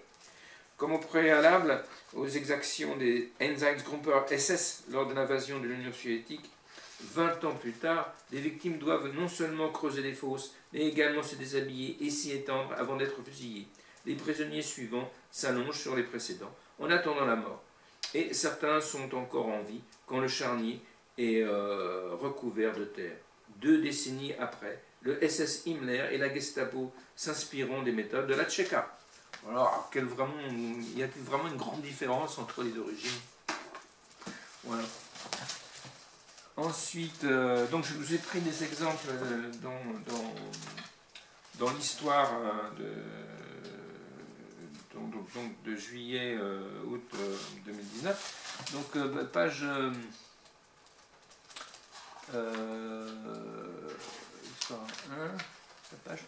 6, page 7. Voilà. Page 7. Oui. Alors, un soviétique sur 6 ira au goulag. C'est énorme, hein. Ce sont le plus important et le plus long système de travail forcé du XXe siècle, mis en place avec la politique d'industrialisation et de collectivisation décidée par Staline en 1929. Des régions entières inhospitalières furent exploitées grâce aux détenus et déportés. En 25 ans, 25 millions de soviétiques sont passés par le goulag. C'est fantastique quand même. Alors, page 7. Page 7. Oui, c'est ça. Donc, ça représente, sur ces 25 millions, 1,7 sont morts sur place. Voilà. Donc, c'est un peuple qui a souffert d'une manière tout à fait incroyable, quoi. Page 94. Page 94. Le procès de Kravchenko, haut fonctionnaire soviétique en poste à Washington en 1944, Viktor Kravchenko fait défection et demande l'asile politique. 2 ans plus tard, il raconte dans un livre la famine en Ukraine, les purges staliniennes et l'enfer des camps soviétiques. Vendu à plusieurs millions d'exemplaires et traduit en 17 langues, l'ouvrage est publié en France sous le titre « J'ai choisi la liberté ». On peut le trouver encore, hein. C'est intéressant à lire. La revue communiste, Les Lettres françaises, accuse immédiatement l'auteur d'être un traître, un agent des États-Unis, répandant des mensonges. Kravchenko lui intente un procès pour diffamation. Durant 3 mois, des sommités françaises défilent à la barre pour défendre l'URSS, comme Frédéric Joliot-Curie ou encore le résistant Vercors. C'était aveugle, quoi. Ensuite, page 63, Margaret Neumann. Page 63. 63.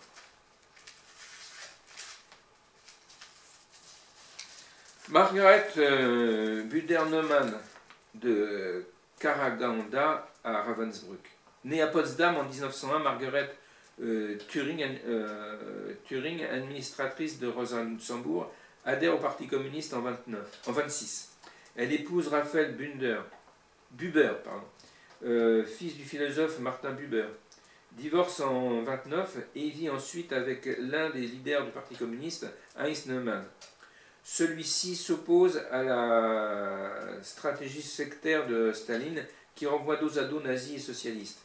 Il est mis à l'écart. Après l'arrivée au pouvoir de Hitler, le couple se réfugie cependant à Moscou en 1935. Heinz Neumann est aussitôt arrêté. Margaret Ley, à son tour, le 19 juin 1938, est déportée dans un camp près de Karaganda, au Kazakhstan. En 1940, elle est livrée par Staline à l'Allemagne nazie. Sympa. Comme bien d'autres communistes allemands. Hein. Elle passe ainsi près de 5 ans à Ravensbrück et s'y lie d'amitié avec Germaine Tillon et Mélina Jesonska, comme compagne de Franz Kafka. Elle en écrira la biographie. En avril 1945, la SS abandonne le camp. Margaret est une des rares à partir en direction des lignes américaines. Hors de question pour elle de retomber entre les mains des soviétiques. On peut comprendre. Elle relate sa double expérience en 1948 dans Prisonnière chez Staline et Hitler. Alors, on peut trouver ces ouvrages, hein, tout à fait, hein, parce que c'est en 2 ouvrages. Hein, c'est Déporté en Sibérie et Déporté à Ravensbrück. En 1949, le témoignage de Margaret Bunderman pour soutenir Kravchenko est l'un des temps forts du procès. Elle participe aussi à la première réunion du Congrès pour la liberté de la culture en juin 1950 à Berlin, donne de nombreuses conférences, esquissant parfois des rapprochements entre les 2 camps. Karanga vaut Ravensbrück. Pour que la comparaison ait un sens, il faut bien comprendre, s'entendre. En effet, Ravensbrück n'est pas Auschwitz, et en 40 n'est pas 1942. Et ajouterons-nous, Margaret n'est ni polonaise, on soumettait à Ravensbrück de jeunes polonaises à de terribles expériences médicales, ni tzigane ni juive. À partir de 1942, on passe à Ravensbrück de 8 heures à 11 heures de travail et le taux de mortalité augmente. Le typhus et la dysenterie faisant des ravages, comme à Karaganda.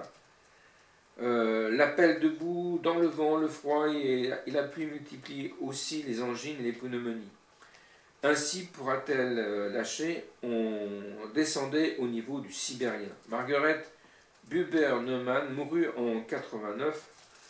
Pas en Russie, mais à Francfort. Hein. Voilà. Page 95, David Rousset. 95. Voilà. Alors, David Rousset, l'enquête interdite. En novembre 1949, David Rousset appelle les anciens déportés des camps nazis à ouvrir une enquête sur les camps soviétiques. Les communistes s'insurgent. David Rousset, ancien déporté pour résistance en 1943, auteur de l'univers concentrationnaire, qui analysait le système de concentration nazi, a été sensibilisé par une série de publications d'origine polonaise sur les camps de détention en Union soviétique. Ce militant d'extrême gauche, un temps ami de Sartre, lance le 12 novembre 1949 dans le Figaro littéraire un appel aux anciens déportés des camps nazis, afin de rechercher la vérité sur les camps de travail collectif. Depuis 5 ans, des témoignages accablants sont produits en nombre toujours plus considérable sur le camp de déportation soviétique. Ce réseau de camps administré par le Goulag, avec ses multiples services, s'étend non seulement au-delà du cercle polaire, sur les espaces sibériens et la mer Blanche et à la Baltique, mais encore aux abords même de Leningrad, Moscou, etc. Donc il y aura un procès, comme d'habitude, hein. Alors les lettres françaises sont condamnées pour diffamation. L'appel de David Rousset ne reste pas sans lendemain. Certes, l'enquête est interdite en Union soviétique, en URSS, mais une commission internationale se constitue à Bruxelles, à laquelle participe du côté français Germaine Tillon, ancienne déportée de Ravensbrück, ce qui donne pour tâche de nourrir le dossier concentrationnaire dans tous les pays. Reste à comprendre l'aveuglement des intellectuels devant tant de témoignages concordants. La meilleure explication en est donnée par Sartre dans les temps modernes, en janvier 50. Quelle que soit la nature de l'actuelle société soviétique, l'URSS se trouve grosso modo situé dans l'équilibre des forces, du côté de celles qui luttent contre la forme d'exploitation de nous connue. Nous ne concluons pas qu'il faut montrer de l'indulgence au communisme, mais qu'on ne peut en aucun cas pactiser avec ses adversaires. Ne pas désespérer Billancourt, telle est la règle, le siège du Parti communiste. Grosso modo, et malgré tout, sont les deux piliers de la défense du communisme soviétique dans l'intelligentsia française. L'aveuglement total, quoi. Alors, ensuite, page 73, Solzhenitsyn, hein, bien sûr. 73. Alors, regardez sur YouTube les deux émissions consacrées à Solzhenitsyn, c'est très très intéressant. Page 73. Alexandre Solzhenitsyn, le père de Solzhenitsyn meurt en 1918 avant sa naissance, tandis que sa mère est étudiante en agronomie. L'enfant est confié à sa famille maternelle jusqu'à ses 6 ans. Pour avoir reçu une éducation religieuse, il est temporairement exclu des pionniers. L'organisation de jeunesse communiste. Il fait de brillantes études de mathématiques et de physique à l'université de Rostov, et de littérature et de philosophie par correspondance. Soldat de l'armée rouge pendant la Seconde Guerre mondiale, il est décoré. En 1945, arrêté pour avoir critiqué Staline dans une lettre interceptée par la censure militaire, il est condamné à 8 ans de camp de travail et envoyé au camp de la Nouvelle-Jérusalem, près de Moscou, puis à Moscou même. En 1946, de 1946 à 1950, il travaille dans des instituts de recherche qui utilisent le travail de détenus. Il est ensuite envoyé dans un camp à Dekibastov. Libéré en 1953 à la mort de Staline, il est retenu en relégation en Asie centrale quand même, hein, dans la région de Jamboul, où il sera instituteur. Il est réhabilité en 1957 et Khrouchtchev autorise en 1962 la publication en URSS d'une journée d'Ivan Denisovitch. Pour la première fois, un récit soviétique décrit le quotidien du goulag. Oui, parce que c'était la période de la déstalinisation qui voulait mettre tous ces crimes sur le dos de Staline, alors que Khrouchtchev lui-même était impliqué jusqu'au coude dans cette tuerie. Hein. Mais à partir de 1965, toutes ces œuvres sont interdites en URSS. Voilà, ça suffit bien, quoi. Et envoyées clandestinement à l'Ouest. Les autorités soviétiques lui interdisent de se rendre à Stockholm pour recevoir en 1970 le prix Nobel de littérature, hein, comme pour Pasternak, hein, pareil, c'est la même mécanique. En 1974, après l'apparition de l'archipel du Goulag, à Paris, il est arrêté, déchu de sa citoyenneté et expulsé à l'Ouest. Après 20 ans d'exil en Allemagne, en Suisse et aux États-Unis, il regagne la Russie en 1994 et il meurt en 2008. Il a même serré la main à Poutine. Alors, page 72, Chalimov. Alors, Varlam Chalamov, poète et écrivain né en 1907, Varlam Chalamov est le fils d'un prêtre orthodoxe persécuté après la révolution de 17. Il ne peut poursuivre des études dans sa capitale natale de Vologda et part à Moscou en 1924, où il travaille comme ouvrier tanneur pour faire oublier ses origines et entre à la faculté de droit. Il est arrêté une première fois en 1929 pour opposition anti-stalinienne et pour avoir diffusé le testament de Lénine, dans lequel le premier dirigeant de l'URSS mettait en garde contre Staline et Trotsky. Il passe 3 années dans les camps de la Vichera, dans l'Oural central. Libéré en 1932, il revient à Moscou et travaille comme journaliste. En 1937, pendant la Grande Terreur, il est de nouveau condamné à 5 ans de camp pour activité contre-révolutionnaire trotskiste et envoyé dans la Kolyma. En 1943, il se voit infliger une nouvelle peine de 10 ans pour propagande antisoviétique. Libéré en 1951, il ne quitte que la Kolyma qu'en 1953. Il travaille alors dans une exploitation de tourbe à une centaine de kilomètres de la capitale. Réhabilité en 1956, il obtient le droit de vivre à Moscou. Les 6 recueils des récits de la Kolyma, écrits dans les années 50-70, circulent dans le Samazda, sous le manteau, quoi. Ils ne paraissent intégralement qu'après la disparition de l'URSS, en 1998. Une partie part en Occident. édition qu'il ne se soit contraint de renier qu'en 72. Aveugle, malade, miséreux, il meurt en 82 dans un hôpital psychiatrique à Moscou. En 62, Chalamov explique son admiration pour le récit de Solzhenitsyn, une journée d'Ivan Denisovitch, mais laisse entendre qu'il ne s'agit pas là d'un vrai camp, car on y voit un chat. Près de l'infirmerie, un matou se promène. C'est invraisemblable dans un vrai camp. Le matou aurait depuis longtemps été mangé. Voilà. Voilà.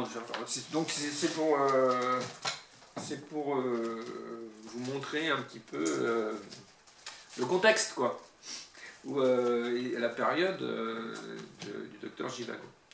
Donc je ne veux pas lire beaucoup, hein, parce que c'est une très longue émission, donc je vais lire quelques passages, mais très peu, pour évoquer la beauté du texte, hein, parce que c'est quand même un très grand écrivain, hein, Boris Pasternak. Donc, page 5, sa biographie. Boris Pasternak, né à Moscou en 1890, mort à Peredelkino en 60, fils du peintre Léonid Pasternak, fut d'abord un poète d'inspiration futuriste. Après la Première Guerre mondiale, en 1922, le recueil Ma sœur, la vie, le place parmi les premiers poètes de son temps. Suivent le lieutenant Schmitt et l'an 1905. En 27. Puis en 1931, la seconde naissance de la même date est sauf-conduit. À partir de 1935, en désaccord avec l'art officiel, il ne publie plus de poèmes, mis à part un bref recueil pendant la Seconde Guerre mondiale, dans les trains du matin en 1943. Il acquiert une grande réputation comme traducteur. Shakespeare, Goethe, Shelley, Verlaine. Donc, il parle beaucoup de langues. Hein. Puis Pasternak écrit un grand roman, Le Docteur Zhivago, qui paraîtra d'abord en Italie, en 1957. Le monde entier va s'enthousiasmer pour cette œuvre, tandis que les autorités blâment Pasternak en lui interdisant de se rendre à Stockholm, quand le prix Nobel de littérature lui est décerné en 1958. Alors c'est publié en 1957, et prix Nobel en 1958. Tout ça a été poussé par la CIA, soyons clairs. Pour autant, c'est un roman magnifique. Hein.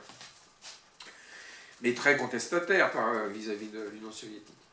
Depuis, les compatriotes de Pasternak ont revisé leur jugement. Il est considéré comme un des plus grands écrivains soviétiques du XXe siècle. Donc, page 14, été 1903. Page 14.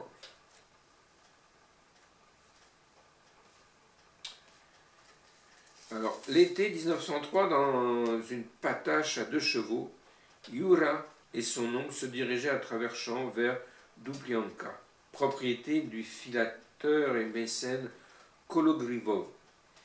Ils avaient chez Ivan Ivanovitch Voskobionikov un pédagogue qui s'occupait de propager les sciences utiles. C'était la fête de la Vierge de Kazan. Et la moisson battait son plein. Parce que c'était l'heure du repas où, à cause de la fête, on ne rencontrait âme qui vive dans les champs. Le soleil brûlait et les récoltes à demi moissonnées, comme les nuques de forçats rasés jusqu'à mi-hauteur.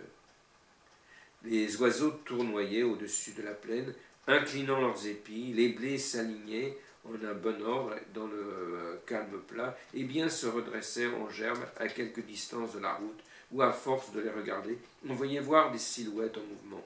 On aurait dit des arpenteurs qui marchaient en prenant des notes le long de l'horizon. Et cela demandait Nikolai Nikolaevitch à Pavel, l'homme à tout faire et le gardien de la maison d'édition, qui était assis de biais sur le siège du cocher, le dos voûté et les jambes croisées pour bien montrer qu'il n'était pas un cocher pour de vrai et qu'il, s'il conduisait une voiture, ce n'était pas une vocation. Et ceux-là, alors, ils sont aux seigneurs ou aux paysans. Ceux-là, ils sont aux maîtres, répondit Pavel. Il allumait une cigarette. Et ceci, par ici, continuait-il, après une longue pause, le temps d'allumer et de tirer une bouffée, il pointait le bout de son fouet dans l'autre direction. Ceux-ci, ils sont à nous, Alors quoi, vous dormez criait-il à chaque instant à ses chevaux, dont il surveillait sans cesse la queue et la croupe du coin de l'œil, comme un chauffeur de locomotive son manomètre. Mais les chevaux tiraient comme tous les chevaux du monde, c'est-à-dire que le cheval de flèche trottait avec la droiture innée d'un naturel candide, tandis que l'autre, aux yeux du profane, pouvait passer pour un fainéant qui ne savait que danser à la russe, le cou gracieux ployé au tintement des clochettes qu'il ébranlait lui-même de ses bons. Nikolai Nikolaïevitch apportait à Voskoboïnikov les épreuves de l'opuscule que celui-ci avait écrit sur la question agraire et que son éditeur, devant la sévérité croissante de la censure, lui avait demandé de revoir. On s'amuse dans le district, disait Nikolai Nikolaïevitch. Dans le canton de Pankovo, un marchand a été égorgé et le Zimski, commissaire des cantons ruraux, a eu son haras incendié. Qu'est-ce que tu en penses, toi? Qu'est-ce qu'on en dit au village? Mais Pavel voyait les choses encore plus au noir que le censeur qui a réfréné les passions agraires de Voskoï-Bonnikov. Qu'est-ce qu'ils disent? On a trop laissé faire, on les a trop gâtés, ils ne se gênent plus. Qu'est-ce qu'on peut attendre de nous autres? Les paysans, si on les laisse faire, mais ils se mangeraient entre eux. Vrai Dieu. Alors quoi? Vous dormez? Voilà, pour faire les écritures très slaves de Pasternak, quoi. Alors, 30 Nokuta. 30. Page 30. Alors, c'était un drôle de petit garçon, Nikita. Lorsqu'il était excité, il se parlait à haute voix. Il imitait sa mère et suivait le penchant qu'elle avait pour les sujets élevés et pour les paradoxes. Comme il fait bon sur terre, pensait-il, mais pourquoi cela fait-il toujours si mal? Dieu existe évidemment, mais s'il existe, c'est moi, tiens, je vais lui commander, pensa-t-il en jetant son regard sur un tremble qui frémissait de la tête aux pieds. Les feuilles chatoyantes et mouillées paraissaient découpées dans du fer blanc. Tiens, je vais lui commander. Et dans un passement insensé de ses forces, il chuchota. Non, il désira. Il pensa de tout son être, de toute sa chair, de tout son sang. Paix. Et l'arbre, aussitôt, docilement, se figeait dans l'immensité. Nikita eut un rire de joie et courut à toutes jambes se baigner dans la rivière. Son père, le terroriste Dementi Dudorov, était au bagne, où il purgeait de la peine d'une grâce impériale, avait substitué à la pendaison, à laquelle il avait été condamné. Sa mère, Nina Galationovna, une princesse géorgienne de la lignée des Eristov, était une femme écervelée, belle et jeune encore, qui ne cessait de se passionner pour ceci, pour cela. Les révoltes, les révoltés, la théorie extrémiste, les artistes célèbres, les ratés misérables. Elle adorait Nika et de son nom, Inokanti, elle faisait un tas de diminutifs bébêtes et d'une tendresse invraisemblable tels que Inotchek ou Notchenka. Alors, ça veut dire moinillon petite nuit. Elle l'avait emmené à Tiflis pour le montrer à sa famille. Ce qui l'avait surtout frappé là-bas, c'était un arbre battu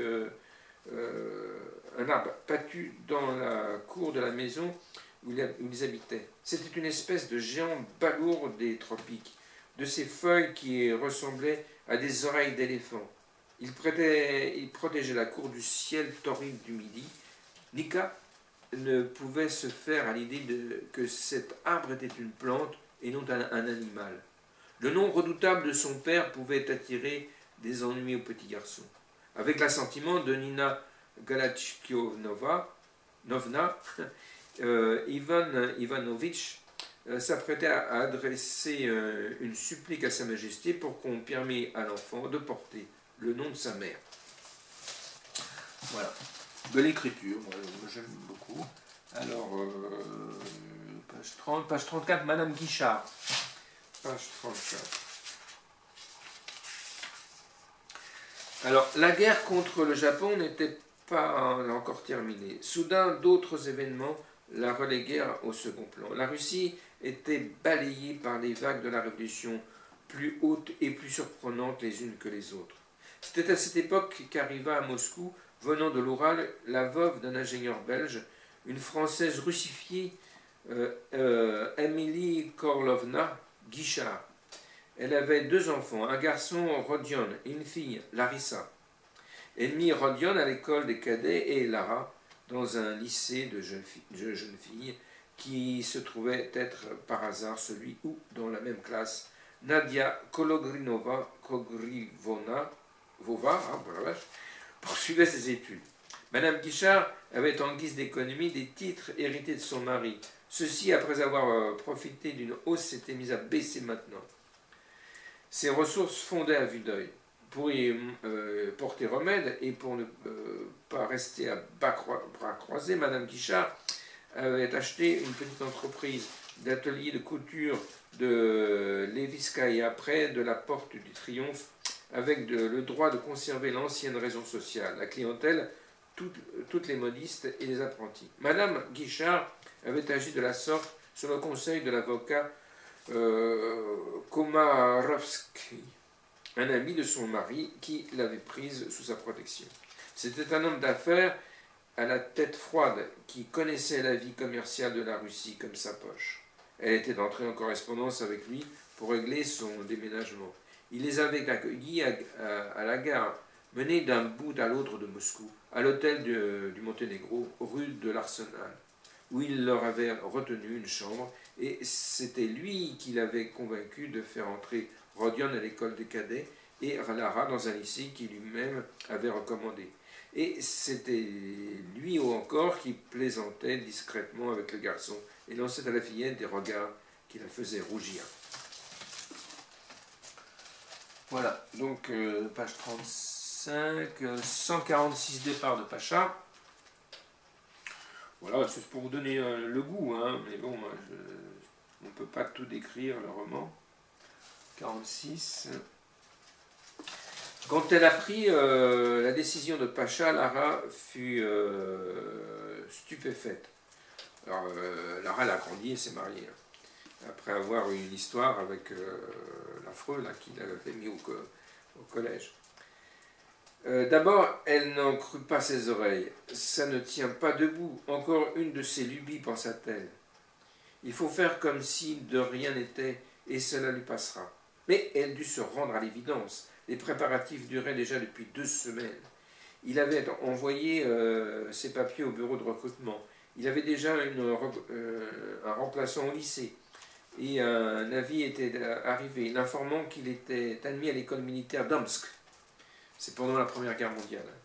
Le moment du départ approchait. Lara vociféra comme une femme du peuple, saisit les mains d'Antipov, puis se roula par terre, à ses pieds. « Pacha, mon petit Pacha, cria-t-elle, qu'allons-nous devenir sans toi Katanka et moi, sa fille, ne fais pas cela, ne pars pas, il est encore temps. Je saurai tout réparer. As-tu seulement été te faire examiner sérieusement par un médecin? Avec ton cœur, tu n'as pas honte.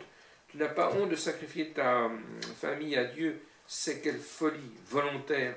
Toute ta vie, tu t'es moqué de mon frère, de ce pauvre type, et tout d'un coup, il te prend l'envie d'en faire autant.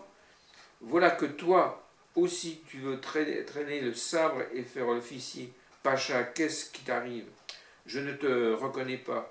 On t'a changé. Quelle mouche t'a piqué? Dis-moi par charité, dis-moi honnêtement, pour l'amour du ciel, sans phrase apprise par cœur, est-ce cela que la Russie a besoin? Voilà. Donc ensuite, page 49, le front. 149, le front. Le front, d'accord. Gordon avait obtenu l'autorisation requise pour tout déplacement dans la zone des opérations et, muni de son laissez-passer, il profita d'une charrette allant dans cette direction pour rendre visite à un ami. Le conducteur, un blanc russien et un lituanien, parlait mal russe. La manie de l'espionnage limitait les conversations à quelques formules toutes faites. Il fallait montrer qu'on avait bon esprit. Cela ne disposait pas au bavardage. Le conducteur et le passager firent la plus grande partie de la route en silence. À l'état-major, on avait l'habitude de déplacer les armées entières et où on mesurait les distances par centaines de verstes.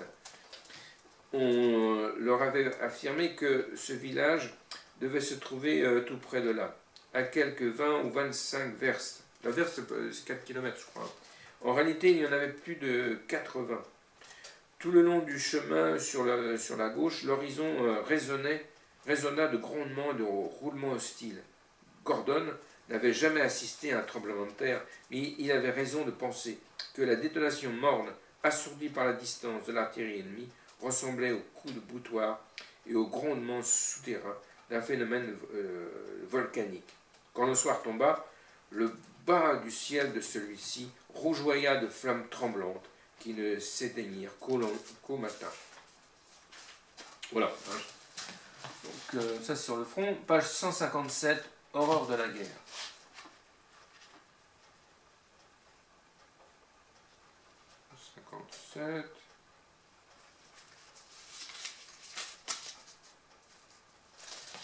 Quand les blessés furent arrivés, les deux hommes sortirent du bois et se dirigèrent vers l'ambulance. Un jeune officier en colère s'emporta contre le médecin du détachement. Il voulait savoir où avait déménagé le par d'artillerie qui avait stationné dans ce bois. Le médecin n'en savait rien, cela ne le regardait pas. Il pria l'officier de le laisser tranquille et de ne plus crier parce qu'on avait amené des blessés qu'il avait à faire.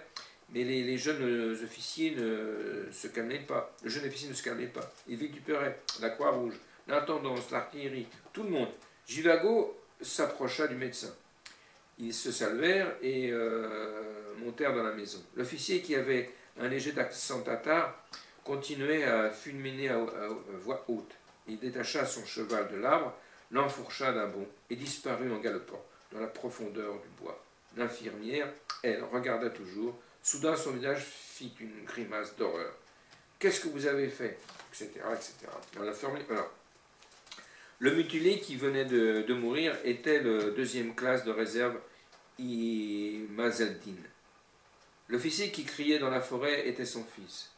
Le sous-lieutenant Galionine, l'infirmière était Lara, les témoins Gordon et Givago. Tous étaient là, réunis à côte. Les uns ne se reconnurent pas, les autres ne s'étaient jamais connus. Certaines voix du destin restèrent à jamais cachées, d'autres, pour se révéler, devaient attendre une nouvelle occasion, une nouvelle rencontre. Alors, ça, 59, voilà. 210, retour en train. Après la guerre, il avait envie de retrouver, de ranimer ce climat spirituel, autant qu'il désirait rentrer chez lui, après cette longue séparation. Autour d'un second centre tourbillonnaient des impressions plus récentes, toutes neuves, combien différentes des autres. Mais rien ici ne lui appartenait, rien ne lui était familier, ni préparé par le passé. Tout était à la fois arbitraire et imprescriptible, imposé par la réalité, soudain comme une secousse. C'était la guerre, son sang et ses horreurs, son désarroi et sa sauvagerie. C'étaient les épreuves et la sagesse concrète qu'elle avait enseignées. C'étaient les villes perdues de province, et le hasard l'avait égaré, et les hommes qu'il lui avait fait coudoyer. C'était la révolution. Non pas la révolution idéalisée à l'étudiante comme en 1905, mais la révolution présente, sanglante, la révolution militaire qui faisait fi de tout et que dirigeaient les bolcheviks seuls à saisir le sens de cette tempête. C'était l'infirmière Antipova, c'est Lara, jetée par la guerre dans une vie inconnue. Antipova qui ne reprochait rien à personne. Antipova dont l'effacement était presque une plainte. C'était une femme mystérieusement laconique et si forte de son silence. C'étaient les efforts sincères, surhumains de Yuri Andreevitch pour ne pas l'aimer. Jivago, quoi. Lui qui, toute sa vie, s'était forcé de témoigner de l'amour, non seulement à sa famille et à ses proches, mais à tout être humain. Le train courait à toute allure. Le vent par la fenêtre ouverte remuait et couvrait de poussière les cheveux de Yuri Andreevitch. Aux arrêts de nuit, c'était comme le jour. La foule faisait un bruit de tempête. Les tilleuls bruissaient. Parfois, du cœur de la nuit, avec un bruit sourd, arrivaient vers la gare les charrettes, des carrioles, les voix, et le vacarme des roues se mêlait au bruit des arbres. Alors, page 546, voilà, après c'est fini. Matin gris d'hiver, 546.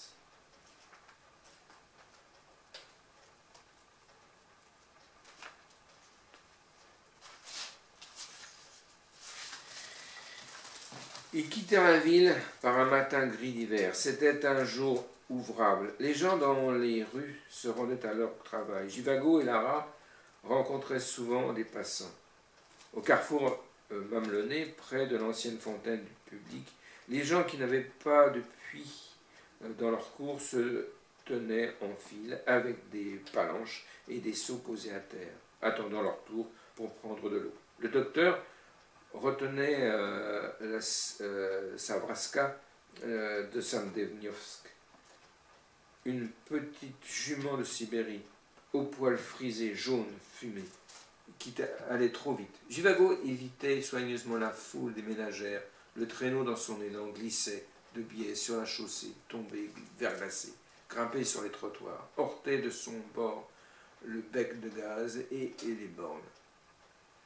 À pleine course, ils rattrapèrent Samviestov qui marchait dans la rue. Ils passèrent en coup de vent devant lui et ne se retournèrent même pas pour voir qu'il les avait reconnus, eux, le cheval, et s'il leur criait quelque chose au passage. Plus loin, ils dépassèrent Komarovski, auquel ils ne dirent pas bonjour. Ils se dirent qu'il était finalement resté à Yuriatin. Voilà, bon, c'est simplement pour évoquer le livre. Alors, le film aussi est très connu. Hein. 1065, il a été mis en scène. Donc c'est toute la puissance américaine pour dénigrer l'Union soviétique. Mais ceci dit, on peut le comprendre, quoi. Voilà, donc c'est très diffusé. Hein, ça, c'est en folio. Docteur Jivago. Ça existe en livre de poche aussi, là il est en livre de poche, hein. Voilà.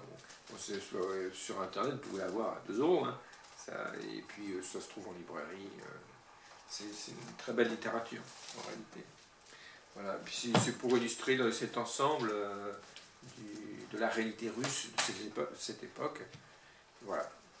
Donc je vous dis à bientôt. Pensez à acheter mon livre, hein, Le Sable de Damas quand même. Hein. Voilà. À très bientôt.